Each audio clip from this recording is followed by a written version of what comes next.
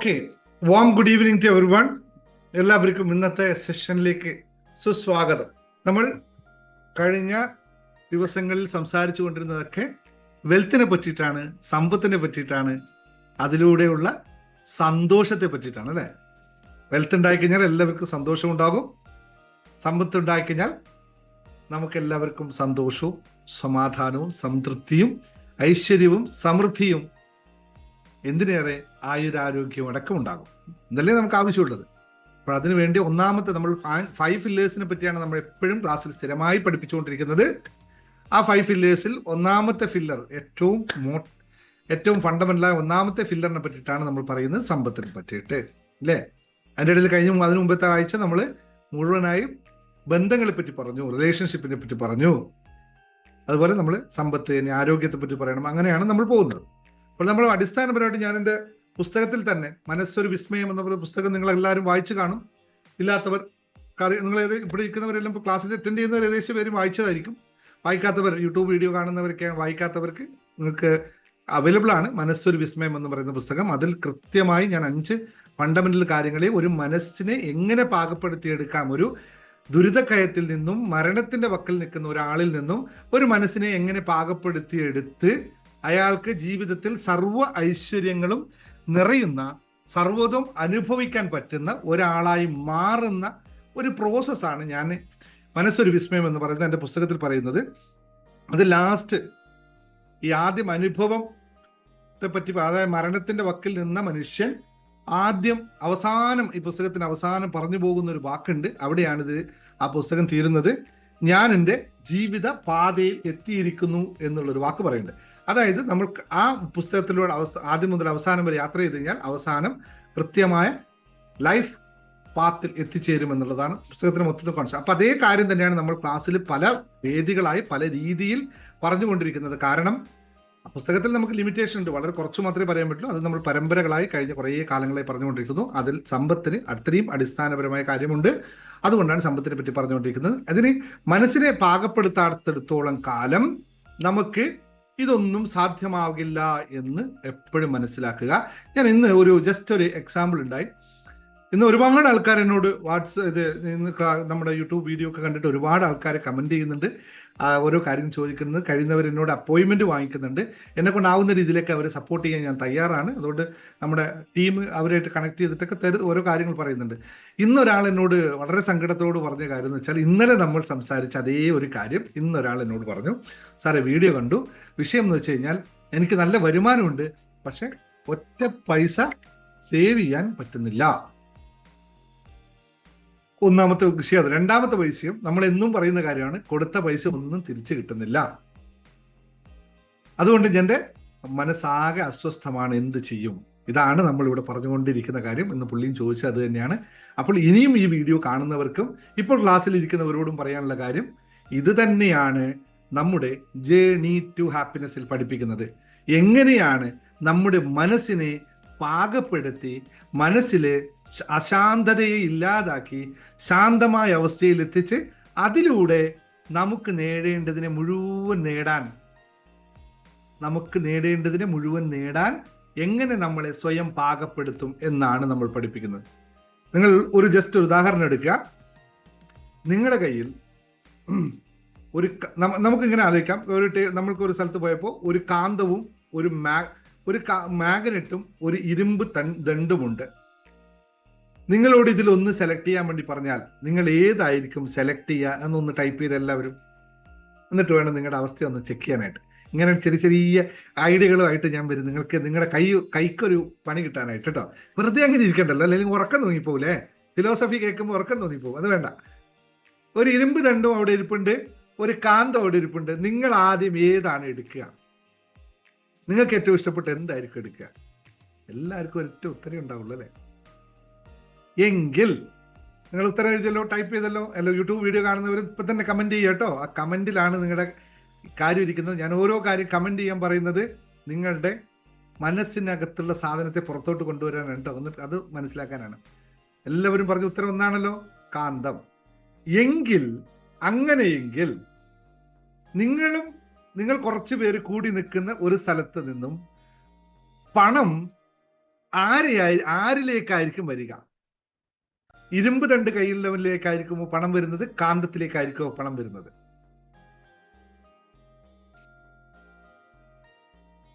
Answer അറിയാമല്ലോ.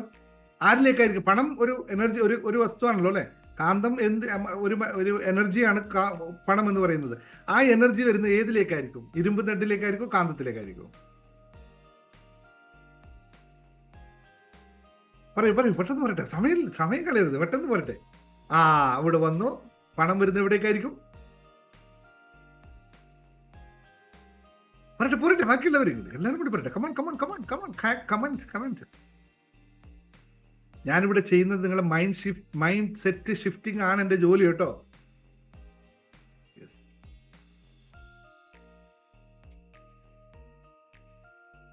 അറിയില്ല. Okay. പണം വരുന്നത് കാന്തത്തിലേക്കായിരിക്കും. കാരണം കാന്തത്തിന് പ്രത്യേകത ഉണ്ട്. എല്ലാത്തിനെയും കാന്തം ആകർഷിക്കും. കാന്തം ഒന്നിനെയും അങ്ങോട്ട് കാന്തമാണ് ആകർഷിക്കുന്നത് അല്ലേ? കാന്തമാണ് എല്ലാ സാധനത്തെയും ആകർഷിക്കുന്നത്. അപ്പോൾ നമുക്ക് പണം വേണമെങ്കിൽ നമ്മൾ എന്തായി മാറണം? മാഗ്നറ്റിലേക്കാണ്. ശരിയാണ്. ഇരുമ്പ് തണ്ടിലേക്ക് വരില്ല പണം. ഇരുമ്പ് തണ്ടിന് എന്താ കഴിവുള്ളത്? ഇരുമ്പ് തണ്ടിന് ഒരു കഴിവില്ല. അതൊരു നിശ്ചലമാണ്, ഭയങ്കര കഠിനമാണ് സാധനം അല്ലെ. ഇരുമ്പ് തണ്ട് ഭയങ്കര കഠിനമാണ്. അപ്പൊ നമുക്ക് കഠിനം അത് കൂടി കണക്ട് ചെയ്തെടുക്കണേ. കഠിനമായ മനസ്സുള്ളവരും കഠിനമായി നിൽക്കുന്നവരിലേക്കൊന്നും പണം വരില്ല കേട്ടോ. പണം ഇതുപോലെ മാഗ്നറ്റായി നിൽക്കുന്നവർക്കേ ഉള്ളൂ. അപ്പോൾ നമ്മൾ മാഗ്നറ്റായിട്ട് മാറണം. എങ്കിൽ മാത്രമേ പണം നമ്മളിലേക്ക് വരികയുള്ളൂ. ക്ലിയർ ആയോ സംഭവം? അപ്പോൾ എങ്ങനെ മാഗ്നറ്റ് ആവാൻ പറ്റും? എങ്ങനെയാണ് ഒരു മാഗ്നറ്റ് ഉണ്ടാക്കുന്നത് നിങ്ങൾക്കറിയാവോ? How to make a magnet? ഇരുമ്പിൽ നിന്നും കുറേ ഇംപ്യൂരിറ്റീസിനെ, അല്ലെങ്കിൽ ലോഹത്തിൽ നിന്നും കുറേ അതിന് വേണ്ടാത്ത ഇംപ്യൂരിറ്റീസിനെ എടുത്തു കളയുമ്പോൾ മാത്രമാണ് കാന്തമായി മാറുന്നത് അല്ലേ. അതിലേക്ക് എടുത്തു കളഞ്ഞ് അതിലേക്ക് കൃത്യമായ ആവശ്യമായ ഊർജം, എനർജി കൊടുക്കുമ്പോൾ മാത്രമാണ് കാന്തമായി മാറുന്നത്. ആദ്യം അതിൽ വേണ്ടാത്ത ഇംപ്യൂരിറ്റീസ് ആവുന്ന കുറേ ലവണങ്ങളെ, കുറേ ലോഹ ഘടകങ്ങളെ വേർതിരിച്ച് കളയണം. അതിനുശേഷം അതിലേക്ക് കൃത്യമായ എന്ത് നൽകണം? കാന്തത്തിന് ആവശ്യമായ എനർജി നൽകണം. അപ്പോഴല്ലേ ഒരു സാധനം കാന്തമായി മാറുള്ളൂ. ഇത് ഈ കാന്തത്തിൽ വർക്ക് ചെയ്യുന്നുണ്ടെങ്കിൽ അതേപോലെ ആയിരിക്കണ്ടേ നമ്മളെയും കാന്തമാക്കി മാറ്റാൻ. സെയിം പ്രോസസ് അല്ലേ? സെയിം പ്രോസസ്സ് തന്നെയാണ്, യാതൊരു തർക്കവുമില്ല. അപ്പോൾ ആദ്യം ചെയ്യേണ്ടത് നമ്മളിൽ അടങ്ങിയിരിക്കുന്ന മാലിന്യങ്ങളാകുന്ന 10 കാര്യങ്ങളുണ്ട്. ഈ 10 കാര്യങ്ങളെ നമ്മൾ ഒഴിവാക്കിയാൽ നമ്മൾ ശുദ്ധമാകും. ശുദ്ധമായ മനസ്സിൽ മാത്രം സമാധാനവും സ്വസ്ഥതയും ഉണ്ടാവുകയുള്ളൂ എന്ന് പറയുന്ന പോലെ ശുദ്ധമായ സാധനത്തിലേക്ക് പിന്നെ നമുക്ക് ആവശ്യമായ എനർജി കൊടുക്കണം. ഇതിന് ഞാൻ ഡിസൈൻ ചെയ്ത കോഴ്സാണ്. ഒന്നാമത്തത് മാലിന്യങ്ങളെ നീക്കം ചെയ്യാനും മനസ്സിനെ പാകപ്പെടുത്താനുമായിട്ട് ജേർണി ടു ഹാപ്പിനെസ് എന്ന് പറയുന്ന കോഴ്സ്. അതിൽ പങ്കെടുത്തവരെല്ലാവരും മാലിന്യമുക്തരായിട്ടുണ്ട്. ഏകദേശം ആളും ട്രെയിൻ ചെയ്ത് എല്ലാവരും മാക്സിമം മാലിന്യമുക്തരായിട്ടുണ്ട്. ഇനി എനർജൈസ് ചെയ്യണം. എന്തിൻ്റെ എനർജൈസ് ചെയ്യണം?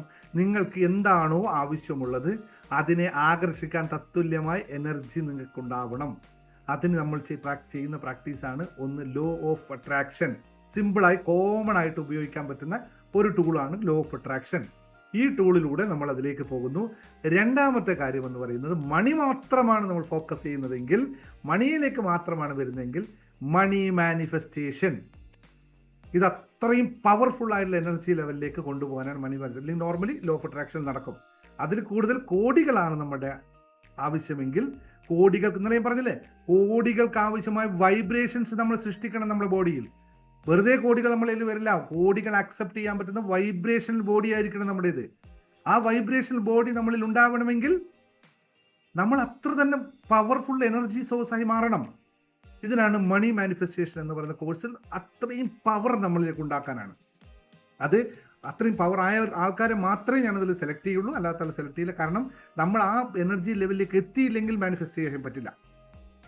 അപ്പോൾ മറ്റേത് സാധാരണ എത്താനുള്ളതിന് മുമ്പേ ചെയ്യേണ്ടത് ഇത് ചെയ്യുക, മാലിന്യങ്ങളെ നീക്കം ചെയ്യുക, മനസ്സിനെ സ്വസ്ഥമാക്കുക, ലോ ഓഫ് അട്രാക്ഷൻ പ്രാക്ടീസ് ചെയ്യുക. എന്നിട്ട് അതിലും വലുത് പോകുമ്പോൾ മണി മാനിഫെസ്റ്റേഷൻ. ഇതാണ് ഞാൻ ചെയ്യുന്ന കോഴ്സിൻ്റെ ചെറിയമായ ഉള്ളടക്കം. ബാക്കിയുള്ള ഇനിയിപ്പോൾ കഴിഞ്ഞാലെ പറഞ്ഞ പോലെ എന്നെ അറിയാത്തവരുണ്ടാവും. അവർ ഇന്നലത്തെ ഞാൻ പറഞ്ഞിരുന്നു, പക്ഷേ ഇന്ന് പുതിയ ആൾക്കാർ വന്നപ്പോൾ എന്നെ അറിയാത്തവർക്ക് വേണ്ടി ജസ്റ്റ് ഒന്ന് ഞാൻ എന്നെ പരിചയപ്പെടുത്താം അല്ലേ. അത് ആവശ്യമാണെന്നും പലപ്പോഴും പറയുന്നതുകൊണ്ടാണ്.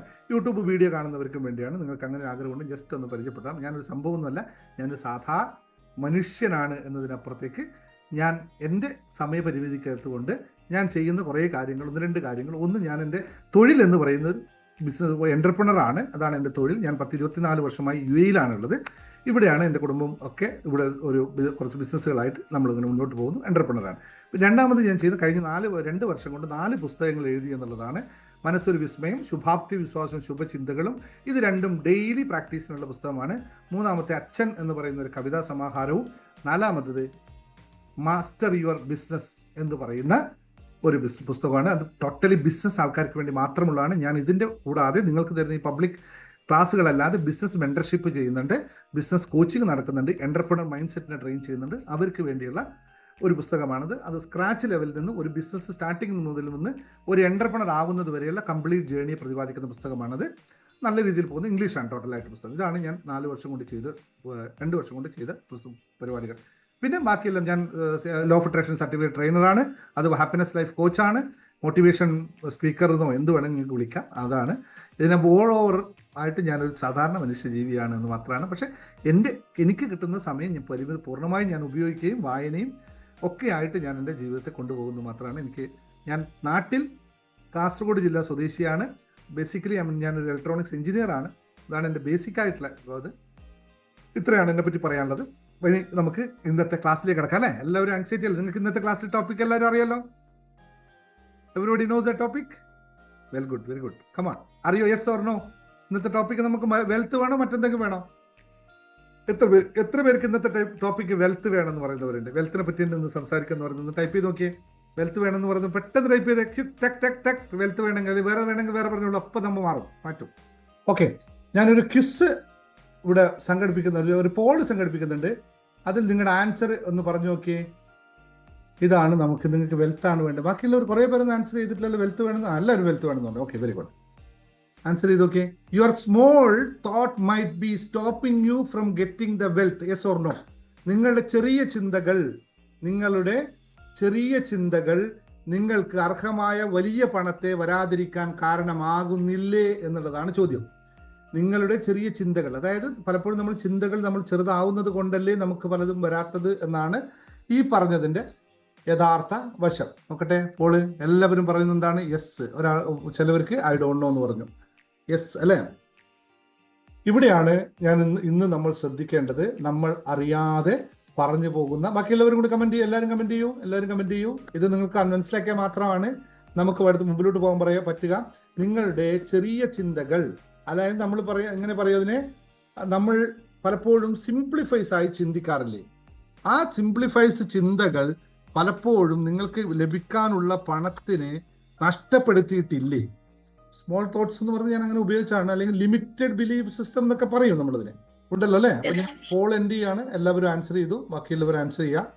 ഇനി നമ്മൾ ആലോചിക്കേണ്ട ഒരു കാര്യം, ഇതെല്ലാവരും നിങ്ങൾ അംഗീകരിച്ചാണ് യെസ് ഓർ നോ? അപ്പോൾ നമ്മൾ എടുക്കുന്ന ഓരോ തീരുമാനവും, സ്വീകരിക്കുന്ന ഓരോ ചിന്തയും, അത് ചെറുതായിരിക്കുമ്പോഴും അത് വലിയ മാറ്റങ്ങൾക്കും നഷ്ടങ്ങൾക്കും കാരണമാകാറുണ്ട് എന്ന് നിങ്ങൾക്കെല്ലാം അനുഭവത്തിൽ നിന്ന് മനസ്സിലാകുന്നുണ്ട്. ചേട്ടാ, ഞാനത് ലിമിറ്റഡായി ചിന്തിച്ചു കഴിഞ്ഞത് കൊണ്ടാണ് എനിക്ക് അങ്ങനെ പറ്റിപ്പോയത് എന്ന് പലപ്പോഴും ജീവിതത്തിൽ നിങ്ങൾ ചിന്തിച്ചിട്ടുണ്ടാവും. എങ്ങനെയാന്ന് പറഞ്ഞാൽ, നമുക്ക് അത് എങ്ങനെയപ്പോൾ നിങ്ങളുടെ എക്സ്പ്ലെയിൻ, നിങ്ങൾക്കെല്ലാം അനുഭവമുള്ള കാര്യമായിരിക്കും. വലിയ സമ്പത്ത് നേടാനുള്ള മാർഗത്തിൽ ചിന്തകൾ വളരെ പ്രധാനമുള്ളതാണ്. നിങ്ങൾക്കറിയാം, നമ്മൾ എന്ത് ചിന്തിക്കുന്നുവോ നമ്മൾ അതായി തീരുന്നു എന്നാണ് കണക്കല്ലേ. അപ്പോൾ അത് ഞാൻ കുറച്ചും കൂടി ഉദാഹരണങ്ങൾ പറയുമ്പോൾ നിങ്ങൾക്ക് ക്ലിയർ ആയി വരും. നമ്മൾ പലപ്പോഴും നമ്മുടെ സമ്പത്ത് എന്തുകൊണ്ട് കൂടുന്നില്ല എന്ന് ചോദിച്ചാൽ അതിൻ്റെ ഉത്തരം വളരെ എളുപ്പം പറയാൻ പറ്റും. നമ്മൾക്ക് അത്രയേ ചിന്തിക്കാനുള്ള കഴിവുണ്ടായിരുന്നു എന്നുള്ളത്. നമ്മൾ അത്രയും അതിൽ തൃപ്തിപ്പെടാൻ നമ്മൾ തയ്യാറായത് കൊണ്ടാണ് നമുക്കതിൽ കൂടുതൽ വരാത്തത് എന്ന് മനസ്സിലാവും. നമ്മുടെ ചിന്തകൾ എത്രയാണോ ഉള്ളത് അത്രയും നമുക്ക് വളരാൻ പറ്റുള്ളൂ. ഞാൻ പറഞ്ഞില്ലേ, നമുക്ക് 3 ദിവസം മുമ്പത്തെ ക്ലാസ്സിൽ പറഞ്ഞ കാര്യമാണ്. നമുക്ക് എന്തെങ്കിലും ഒന്ന് തിരിച്ചറിയണമെങ്കിൽ നമ്മളിപ്പോൾ നമ്മുടെ നഗ്നനേത്രങ്ങൾ കൊണ്ട് കാണുന്ന പല കാര്യങ്ങളും നമുക്ക് തിരിച്ചറിയാൻ സാധിക്കുന്നത് അതിന് തത്തുല്യമായ ഇമാജിനേഷൻ നമ്മുടെ ഉപബോധ മനസ്സ് അല്ലെങ്കിൽ നമ്മുടെ മസ്തിഷ്കത്തിൽ മുൻകാലങ്ങളിൽ സ്റ്റോർ ചെയ്യപ്പെട്ടത് കൊണ്ടാണ്. അല്ലാതെ ഒരു പുതിയ സാധനം കണ്ടാൽ നമുക്ക് റെക്കഗ്നൈസ് ചെയ്യാൻ പറ്റില്ല. അങ്ങനെ ഒരു സിസ്റ്റം നമ്മുടെ ബ്രെയിൻ ഇല്ല. അപ്പോൾ അതേ തിയറി നമ്മൾ ഇവിടെ ഉപയോഗിച്ച് കഴിഞ്ഞാൽ 10 കോടി എന്ന് പറയുന്നതിനെ നമ്മൾ ഇമാജിനേഷനിലേക്ക് കൊണ്ടുവന്നിട്ടില്ലെങ്കിൽ, നമ്മുടെ ചിന്തയിൽ 10 കോടി ഇല്ലെങ്കിൽ, നമ്മൾ 10 കോടിക്ക് വേണ്ടിയിട്ടുള്ള ചിന്തകൾ നടത്തുന്നില്ലെങ്കിൽ ഒരിക്കലും നമ്മുടെ ജീവിതത്തിൽ 10 കോടിക്ക് വരാൻ പറ്റില്ല. കാരണം 10 കോടി നമ്മുടെ ചിന്തകളിലേ വരുന്നില്ല. പിന്നെ എങ്ങനെയാണ് സംഭവിക്കുക? അപ്പോൾ നമ്മളെ ബാധിക്കുന്ന ചില ചെറിയ ചിന്തകളെ നമ്മൾക്ക് അതുപോലെ ആയിത്തീരുകയും അതുകൊണ്ട് തന്നെ വരാനിരിക്കുന്ന വലിയ കാര്യങ്ങളെ നമുക്കറിയാതെ പോവുകയും ചെയ്യുന്നു. Am I right? ഇത് ശരിക്കും ക്ലിയർ ആയവരുണ്ടോ? Yes or no? ഞാൻ പറഞ്ഞത് നിങ്ങൾക്ക് ക്ലിയർ ആയോ? യെസ് മനസ്സിലായവർ പറഞ്ഞോളൂ യെസ് യെസ്. ഇല്ലാത്തവർ നോ എന്ന് പറഞ്ഞോ, എനിക്കൊന്നും മനസ്സിലായില്ലെന്ന്. യെസ് ഓർ നോ പെട്ടെന്ന് ടൈപ്പ് ഇട്ടി. സമയങ്ങളെ നമുക്ക് ക്ലാസ്സിന് സമയം എത്രയും പറയും. നിങ്ങൾ ലോസ് ആയപ്പോൾ യെസ് പ്രസീത ഞാൻ എക്സ്പെക്ട് ചെയ്തത് പറഞ്ഞ് മനസ്സിലായിട്ടുണ്ടാവില്ല. പ്രസീത എൻ്റെ അടുത്ത് വേറെ എവിടെയും പോയല്ലേ? മനസ്സിലായില്ല? ഓക്കെ, ഒന്നുകൂടി പറയാം. ഇനി ഞാൻ ഓക്കെ, കുഴപ്പമില്ല, നിങ്ങൾക്ക് മനസ്സിലാവാതിരിക്കുന്ന കുഴപ്പമില്ല. ഞാൻ അടുത്ത ഇതിൻ്റെ സെഷൻ പറയുമ്പോൾ നിങ്ങൾക്ക് മനസ്സിലാവും. ഓക്കെ, ഒന്നാമത്തെ ഒരു കാര്യം നമുക്ക് പറയാം.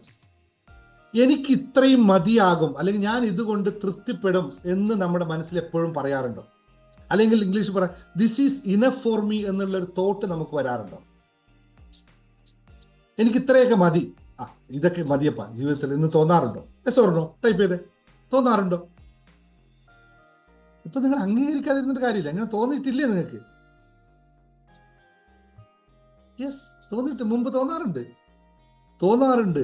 എന്ന് പറയരുത്. തോന്നാതിരിക്കാൻ പറ്റില്ല. അങ്ങനെയാണെങ്കിൽ നേരത്തെ നോ വരില്ല. യെസ്, എനിക്ക് ഇത്രയും മതി എന്ന് തോന്നുന്നത് എന്താണ്? ആക്ച്വലി എത്ര മതിയോ നിങ്ങൾക്ക്? ആക്ച്വലി എത്ര പോരല്ലോ. പക്ഷെ നമ്മളൊന്ന് സിംപ്ലിഫൈ ചെയ്യാനായിട്ട് ഇതൊക്കെ മതി കേട്ടോ, ജീവിക്കാൻ രക്ഷപ്പെടും. ഇത് എവിടെ ഏറ്റവും കൂടുതൽ ഞാൻ ഉദാഹരണം പറയാം, പെണ്ണുങ്ങളോട് തൊട്ട് ഉദാഹരണം പറയാം.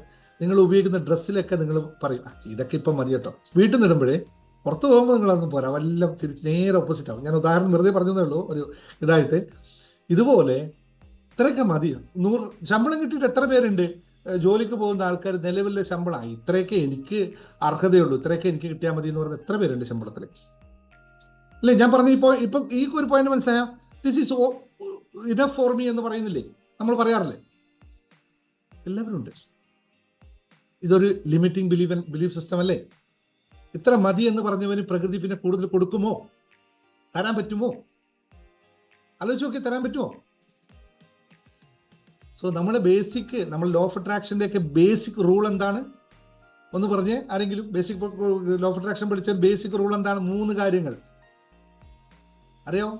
പെട്ടെന്ന് ടൈപ്പ് ചെയ്ത 3 കാര്യങ്ങൾ ബേസിക് ലോ ഓഫ് അട്രാക്ഷൻ്റെ. ടൈപ്പ് ചെയ്യണേ പറഞ്ഞു. ആസ്ക് വേണ്ട, ഞാൻ തന്നെ പറയാം. നിങ്ങൾ ആസ്ക്, ബിലീവ്, റിസീവ്. ഒന്നാമത്തെ കാര്യമാണ് ആസ്ക്. ഈ ആസ്കിനെയാണ് ഇപ്പൊ ഞാൻ പറഞ്ഞത്. എനിക്ക് ഇത്രയൊക്കെ മതി. പിന്നെ അവിടെ ആസ്ക് ഇല്ലല്ലോ. പിന്നെ നിങ്ങൾ ചോദിക്കണ്ടില്ല, മതി, എനിക്ക് ഇത്രയും മതി എന്ന് പറയുന്ന കോൺസെപ്റ്റ് ഉള്ള ആൾക്ക് എങ്ങനെയാണ് പിന്നെ കൂടുതൽ വരിക? ഇതാണ് ഞാൻ പറഞ്ഞത് ചെറിയ ചിന്തകൾ എന്ന് പറഞ്ഞ കാര്യം. ഇപ്പൊ അത് ക്ലിയർ ആയോ? ഏകദേശം ഇനി 5 പോയിന്റ് കൂടി പറയുമ്പോൾ സൂപ്പർ ക്ലിയർ ആവും. അതുകൊണ്ട് വെയിറ്റ് ചെയ്യുക. ഈ വീഡിയോ അവസാനം നിങ്ങൾക്ക് ഒരു വലിയൊരു ഒരു കിക്ക് കൂടി തരുന്നുണ്ട്. അതിനുവേണ്ടി എല്ലാവരും വെയിറ്റ് ചെയ്യുക. വീഡിയോ ക്ലാസ് മുഴുവൻ കേൾക്കുക. അവസാനം കിട്ടുന്ന ഒരു ഗോൾഡൻ ടിപ്പിന് വേണ്ടി എല്ലാവരും വെയിറ്റ് ചെയ്യുക കേട്ടോ. അതൊരു സസ്പെൻസ് ആണ്. അപ്പോൾ ഇങ്ങനെ ഒരു തോട്ട് എങ്ങനെയാ വരിക? നമ്മൾ ചില നിസ്സാരമായ ആഗ്രഹങ്ങൾ തൃപ്തിപ്പെടുവാൻ തയ്യാറാവുന്നു. നമുക്ക് ഒരാൾ 1000 രൂപ തരാനുണ്ടെന്ന് പറയാം. അല്ല, 1000 അല്ല, 10,000 രൂപ തരാനുണ്ട്. അത് നമ്മൾ ചെയ്ത ഒരു വർക്കിന്റെ പ്രത്യുപകാരമായി തരാനുള്ള പൈസയാണ്. അയാൾ വന്നിട്ട് പറയുന്നു, സാറേ കുറച്ച് സാമ്പത്തിക വിഷയത്തിലാണ്, അങ്ങനെയാണ് ഇങ്ങനെയാണ്, എനിക്ക് എന്തെങ്കിലും ഡിസ്കൗണ്ട് കൊണ്ട് നിങ്ങൾ ഇത്രയൊക്കെയല്ലേ ചെയ്തുള്ളൂ, നിങ്ങൾക്ക് ഞാൻ 5,000 രൂപ ഇപ്പം തരുന്നു. അപ്പോൾ നമ്മൾ അടുത്ത് ചിന്തിക്കുന്നത് എന്താണ്? ഇയാൾക്ക് ഒരുപാട് പരാതിയും പരിഭവമുള്ള ആളാണ്, ഓക്കെ മതി, 5,000 കിട്ടിയാൽ മതി എന്ന് ചിന്തിക്കാറുണ്ടോ നിങ്ങൾ? ഇങ്ങനെ ചിന്തിക്കാറുണ്ടോ? നമ്മളെപ്പോഴും നമ്മൾ ജോലി ചെയ്തതിൻ്റെ കാര്യമാണ് പറഞ്ഞത് കേട്ടോ. ചിന്തിക്കാറുണ്ടോ ഇങ്ങനെ? എല്ലാവരും ചിന്തിക്കാറുണ്ടോ? ആരും ഇതിൽ നോ പറയേണ്ടി വരില്ല. സാരില്ല, പോട്ടെ, അയാൾ അഡ്ജസ്റ്റ് ചെയ്യട്ടെ എന്ന് പറഞ്ഞാൽ 5000 വുഡ്. ഇത് നമ്മളെ ലിമിറ്റിംഗ് ബിലീഫ് സിസ്റ്റം അല്ലേ?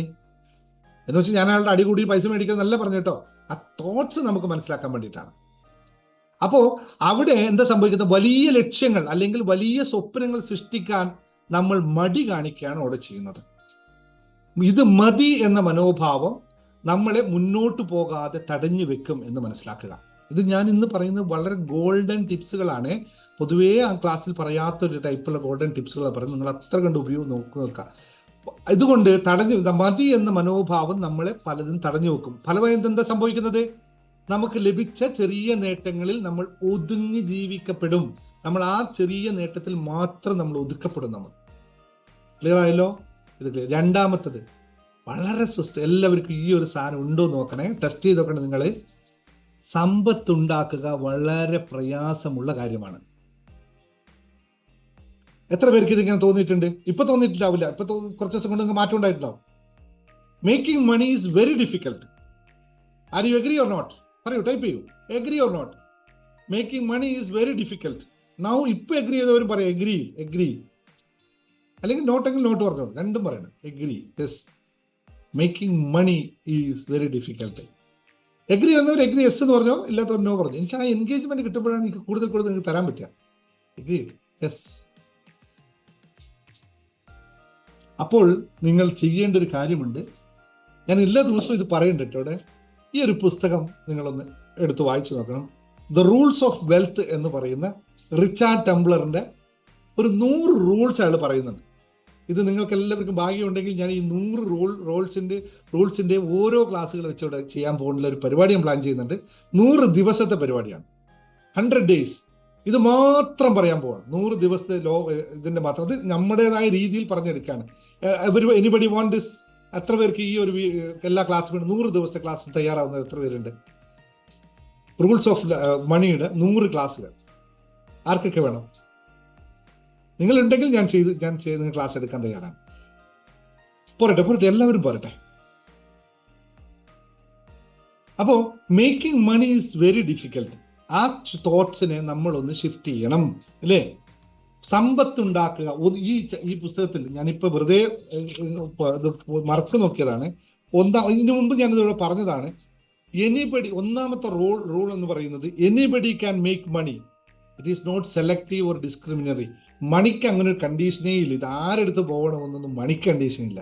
മണി ആരാകർഷിക്കുന്നത്? ഞാൻ കുട്ടിയുടെ കഥ എപ്പോഴും പറയാറുണ്ടല്ലേ. ഒരു ചെറിയ കുട്ടി കളിച്ചുകൊണ്ടിരിക്കുന്ന കുട്ടിയെ അല്ലെ എപ്പോഴും പറയാറുണ്ട്. കളിച്ചുകൊണ്ടിരിക്കുന്ന കുട്ടിക്ക് അത് ആരോട് കണ്ടീഷൻ? ആരാണോ അതിനോട് ചിരിച്ചു കാണിക്കുന്നത്, ആരാണോ അതിനെ കളിപ്പിക്കാൻ തയ്യാറാവുന്നത്, അതിൻ്റെ അടുത്തേക്ക് ആ സാധനം വരും. സമ്പത്തുണ്ടാക്കുക എന്നത് പ്രയാസകരമായ ദീർഘകാല പ്രക്രിയയാണെന്നുള്ള പതിവായി നമ്മൾ പഠിച്ചു വെച്ചിരിക്കുന്ന ചില കോൺസെപ്റ്റുകൾ ഉണ്ട്, അല്ലെ? നമ്മുടെ സമൂഹത്തിൽ നിന്നും ഉണ്ടാക്കിയ ഒരു കോൺസെപ്റ്റാണ് പണത്തിന് കുറേ സമയം വേണം, പണത്തിന് കുറേ അധ്വാനം വേണം, പണം എല്ലാവർക്കും ഉണ്ടാക്കാൻ സാധിക്കില്ല. ഇതൊന്നുമല്ല വിഷയം.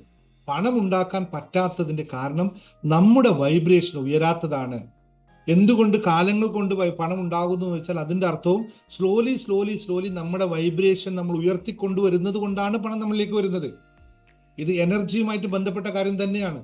നിങ്ങൾക്ക് ഇൻസ്റ്റന്റ് നമ്മുടെ എനർജി ഉയർത്താൻ പറ്റുമെങ്കിൽ അങ്ങനെ സാധിക്കില്ല. അത് രണ്ടാമത്തെ കാര്യം. അതിൻ്റെതായ കുറേ ചര്യകളുണ്ട്, കുറേ സാധനാ കർമ്മങ്ങളുണ്ട്. അതിലൂടെ മാത്രമേ നമുക്ക് എനർജി ഉയർത്താൻ പറ്റുള്ളൂ. അത് പ്രാക്ടീസ് ചെയ്തിട്ട് നമ്മൾ എടുക്കേണ്ടതാണ്. അതിലൂടെ മാത്രമേ നമുക്ക് പണക്കാരനാവാൻ, സമ്പത്തുള്ളവനാവാൻ സാധിക്കുള്ളൂ. അപ്പോൾ നമ്മുടെ പരിമിതമായ ഇത്തരം ചിന്തകൾ, സമ്പത്തുണ്ടാക്കുക പ്രയാസകരമായ ദീർഘകാല പ്രക്രിയയാണെന്നുള്ള നമ്മുടെ പരിമിതമായ ചിന്താ സ്വഭാവങ്ങളെ മാറ്റി നമ്മുടെ അനുകൂലമാകുന്ന രീതിയിൽ നമ്മൾ പ്രയത്നത്തിലൂടെയും നമ്മൾ അതിനുവേണ്ടി സമയം ചെലവഴിച്ചുകൊണ്ടും നമ്മൾ അതിനുവേണ്ടി നമ്മളെ പാകപ്പെടുത്തിക്കൊണ്ടും നമുക്കിത് ചെയ്യാൻ സാധിക്കും എന്ന് മനസ്സിലാക്കുക. ഇതിലൂടെ മാത്രമേ സാധിക്കുള്ളൂ. Mind set changes. നമുക്കതിനു വേണ്ടിയിട്ടുള്ള മൈൻഡ് സെറ്റ് ചേഞ്ച് ചെയ്യാത്തിടത്തോളം കാലം ഈ സാധനം നമുക്ക് ഉണ്ടാക്കാൻ സാധിക്കില്ല എന്ന് മനസ്സിലാക്കുക. മൂന്നാമത്തെ കാര്യം, ഇന്ന് കുറച്ച് 5 പോയിന്റ് പെട്ടെന്ന് പറഞ്ഞു, നാളെ ഈ ക്ലാസ് കണ്ടിന്യൂ ചെയ്യാൻ പറ്റില്ല. അതുകൊണ്ട് മൂന്നാമത്തെ കാര്യം, നമ്മളെല്ലാം പറയുന്ന ഒരു കാര്യമാണ്, എല്ലാവരും പറയുന്നല്ലേ. ആരെങ്കിലും പൈസക്കാരനുണ്ടെങ്കിൽ അവൻ ഏതോ വളഞ്ഞ വഴിയിലൂടെയാണ് പൈസ സമ്പാദിച്ചത്, അല്ലേ? സമ്പത്തുള്ളവർ മോശമാണ് എന്ന് പറയുന്ന എത്ര പേരുണ്ട്? ഇനി നിങ്ങളത് പറയില്ല, കാരണം 2 ഞാൻ പറഞ്ഞപ്പോൾ നിങ്ങൾക്ക് മനസ്സിലായി സാറ് പോകുന്ന പോക്ക് എങ്ങോട്ടാന്നല്ലേ. അതുകൊണ്ട് ഇനി പറയില്ല. അപ്പൊ സമ്പത്തുള്ളവർ മോശമാണ് എന്ന് നമുക്ക് പണ്ടൊക്കെ തോന്നിയിട്ടുണ്ട്. നിങ്ങൾക്കുമുണ്ട്, എനിക്കുമുണ്ട്, ഒക്കെ തോന്നിയിട്ടുണ്ട്. ഇതാണ് നമ്മുടെ സമൂഹത്തിന്റെ പ്രത്യേകത. സമ്പന്നരായ ആൾക്കാരെ എതിരാളികളായും, ഇത് നമ്മൾ മീഡിയ സോഷ്യൽ മീഡിയ കണ്ട് മുഴുവൻ കാണും കേട്ടോ. പൈസക്കാരനായിട്ട് ആരെങ്കിലും ഒരുത്തൻ വളർന്ന് കണ്ടു കഴിഞ്ഞാൽ പിന്നെ അവന്റെ പിറകെ അവനിൽ പറയുന്ന ആ ഒരു എന്താ പറയുന്നത്, അവന്റെ പിറകെ കൂടി ചെയ്യുന്ന ചില കോപ്രായങ്ങളൊക്കെ സോഷ്യൽ മീഡിയക്കാർ ആൾക്കാര് കാണുമ്പോൾ നമുക്ക് സങ്കടം തോന്നും. ഓക്കെ, സമ്പന്നരായവരെ എതിരാളികളായും അവരെ അഴിമതിക്കാരുമായും അവര് സമ്പത്ത് നേടുന്നതെല്ലാം വളഞ്ഞ വഴിയിലൂടെയാണ് എന്നുമുള്ള മിഥ്യാധാരണ സമൂഹത്തിലുണ്ട്. അങ്ങനെയുള്ള മിഥ്യാധാരണയുള്ളവരാണ് നമ്മളെങ്കിലും, അപ്പോൾ നമ്മൾ അങ്ങനെയാണെങ്കിൽ പിന്നെ എന്ത് സംഭവിക്കും? അത് ശരിയായ എനർജി ആയിരിക്കും നമ്മളെ സംബന്ധിച്ച് അതൊരിക്കലും ശരിയായ എനർജി ആയിരിക്കില്ല. അങ്ങനെ ചിന്തിക്കുന്ന നമ്മൾക്കൊരിക്കലും പൈസ ഉണ്ടാക്കാനും സാധിക്കില്ല. ഇപ്പൊ സമ്പത്തുള്ളവരെ സാങ്കല്പിക കഥാമായ ദോഷങ്ങൾ ചാർത്തി നമ്മൾ നമ്മുടെ എനർജിയെ താഴ്ത്തുകയാണ് ചെയ്യുന്നത് എന്ന് മനസ്സിലാക്കുക. സമ്പത്ത് ഉള്ളവരാരും മോശക്കാരല്ല. അവർ ചെയ്യുന്ന പ്രക്രിയ ഓരോ തരത്തിലും നമ്മളെ കൊണ്ട് അംഗീകരിക്കാൻ പറ്റുന്നില്ല എന്ന് മാത്രമേ ഉള്ളൂ. അത് നമ്മുടെ മൈൻഡ് സെറ്റിന്റെ പ്രശ്നമാണ്, അല്ലാതെ അയാളുടെ മൈൻഡ് സെറ്റിന്റെ പ്രശ്നമല്ല. സമ്പത്തുള്ളവൻ പറ്റിച്ചും തെറ്റിച്ചും ആണൊക്കെ പറയുന്ന കഥകളിലൊക്കെ യഥാർത്ഥത്തിൽ എങ്ങനെയായിരിക്കും നിങ്ങൾക്ക് തോന്നുന്നുണ്ടോ? അങ്ങനെ പറ്റിക്കുന്നുണ്ടെങ്കിൽ ആ പറ്റിക്കപ്പെടുന്നവന്റെ അല്ലേ വിഷയം. ഷെയ്ഖ് നൗഷാദിനെ ഒരാൾ വന്ന് പറ്റിക്കുന്നുണ്ടെങ്കിൽ, ഞാൻ ദിനേശ് മുങ്ങത്ത് വന്ന് പറ്റിക്കുന്നുണ്ടെങ്കിൽ, ദിനേശ് മുങ്ങത്തിന്റെ കഴിവാണോ അത് കഴിവ് കേടാണോ? സ്വാഭാവികമായി അതെന്റെ കഴിവും ഷെയ്ഖ് നൗഷാദിന്റെ കഴിവ് കേടുമാണല്ലേ. അപ്പോൾ ഇത് മനസ്സിലാക്കാതെ കണ്ട് മറ്റുള്ളവന് കുറ്റം പറയരുത്.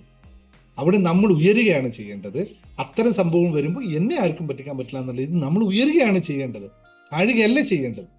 ഇവിടെയാണ് നമ്മുടെ സൊസൈറ്റിയുടെ പ്രധാനമായ വിഷയങ്ങൾ. ഇനി 4ാമത്തെ കാര്യം സിംപ്ലിസിറ്റി അല്ലെ. 4ാമത്തെ കാര്യം പറയുന്നത് simplicity is the best for life. മിതത്വം പാലിക്കുക വളരെ നല്ല കാര്യമാണ്. യെസ് ഓർ നോ നോക്കട്ടെ ആൻസർ നിങ്ങളൊക്കെ. മിതത്വം പാലിക്കുക നല്ല കാര്യമാണ്. ഞാൻ ടൈപ്പ് ചെയ്യാം. മിതത്വം മികച്ചതാണ്. നിങ്ങൾ യെസ് ഓർ നോ പറഞ്ഞ് നോക്കട്ടെ. ഞാൻ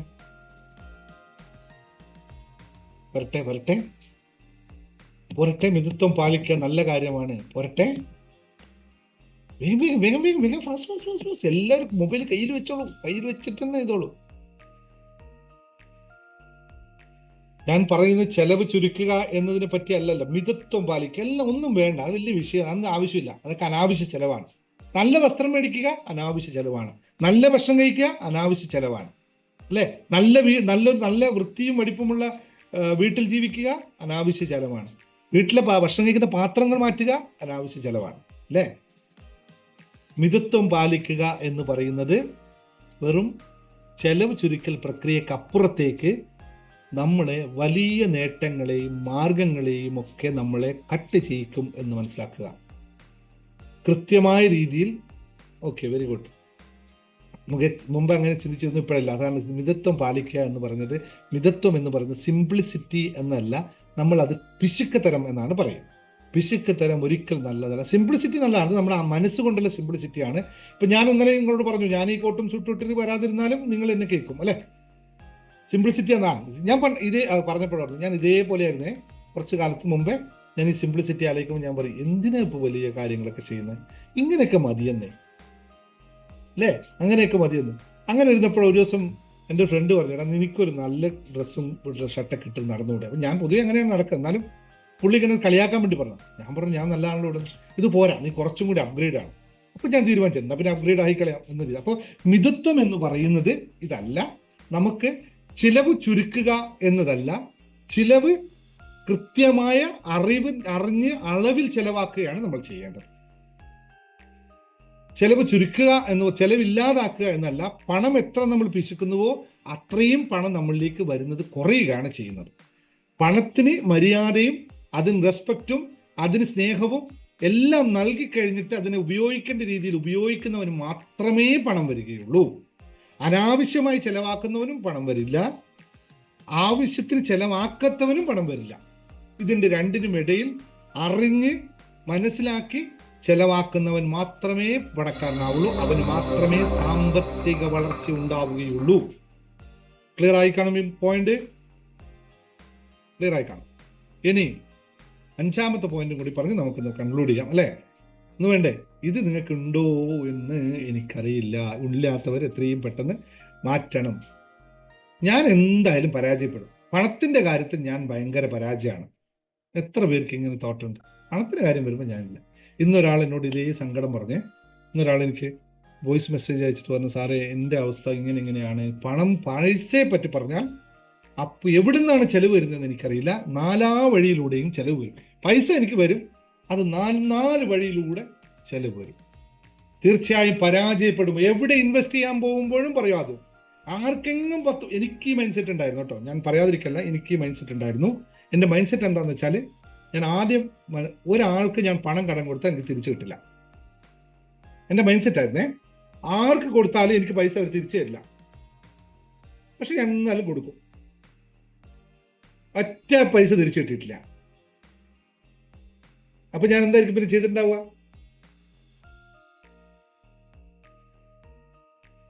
അറിയോ എന്താ ചെയ്തിട്ടുണ്ടാവുക? എൻ്റെ ആ മൈൻഡ് സെറ്റ് മാറ്റാൻ എനിക്ക് പറ്റുന്നില്ല. ആർക്കും കൊടുക്കത്തില്ല, ആർക്കും കൊടുക്കില്ല, തീർന്നു കൊടുക്കി.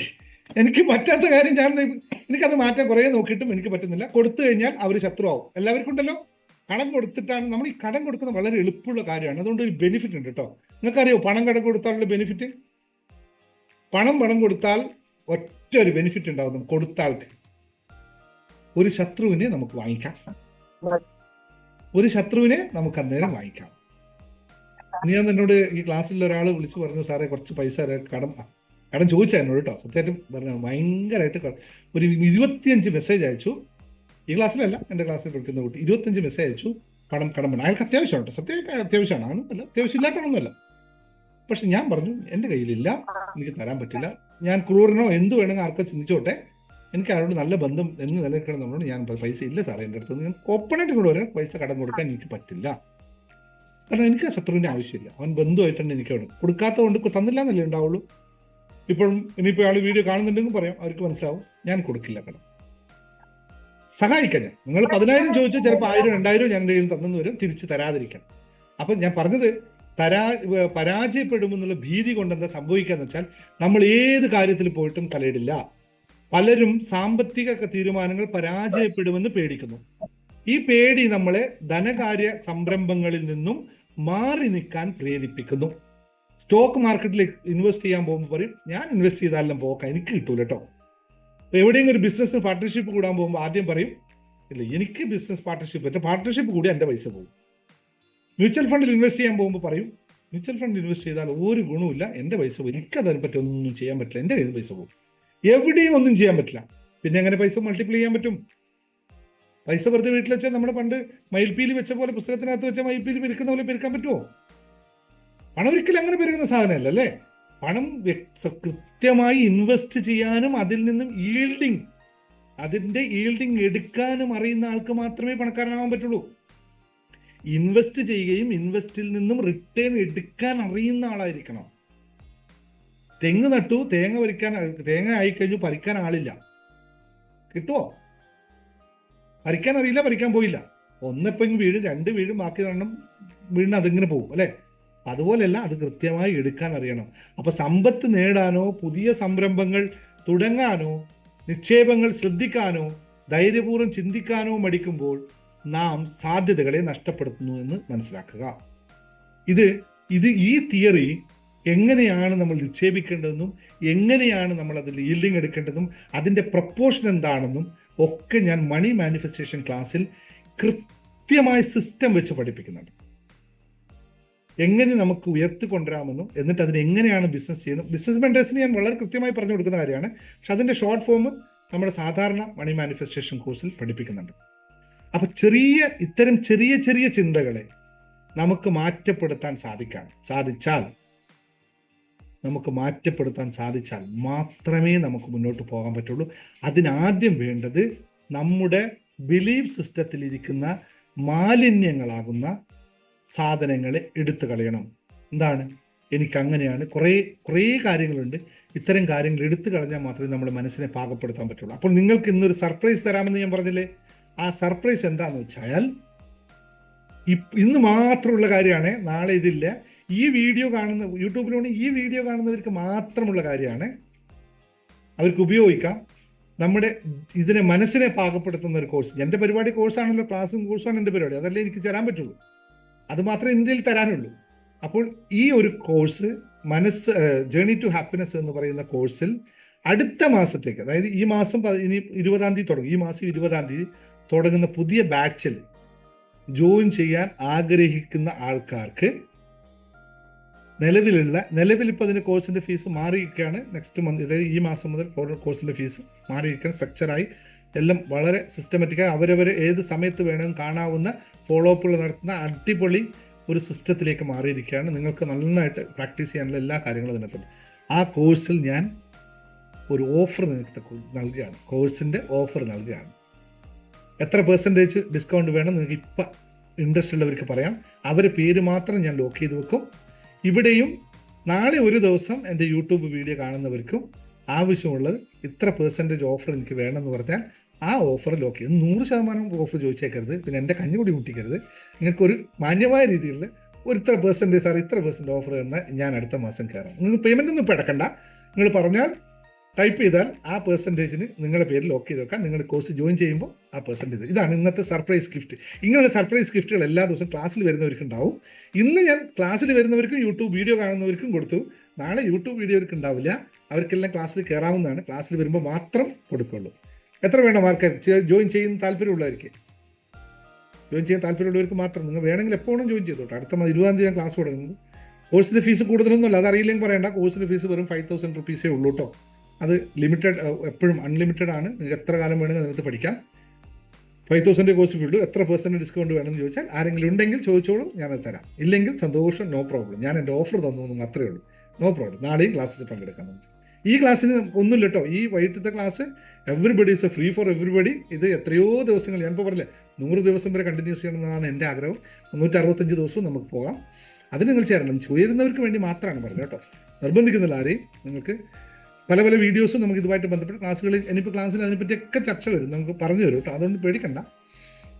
ഓക്കെ, ഇപ്പം എല്ലാവർക്കും ചേരുന്നുള്ളവർ പറഞ്ഞോളൂ. ഇല്ലെങ്കിൽ പിന്നെ നമുക്ക് കൂടുതൽ കാര്യങ്ങളിൽ കിടക്കാം. അപ്പോൾ ഇത്രയും ഞാൻ പറഞ്ഞ കാര്യങ്ങൾ നിങ്ങൾക്ക് എല്ലാവർക്കും ക്ലിയർ ആയി കാണുമെന്ന് വിശ്വസിക്കുന്നു. പോരെ ഇന്നത്തെ കാര്യങ്ങൾ ഇത്രയും. അപ്പോൾ എല്ലാവർക്കും ശുഭരാത്രി, ശുഭനിദ്ര. Thank you.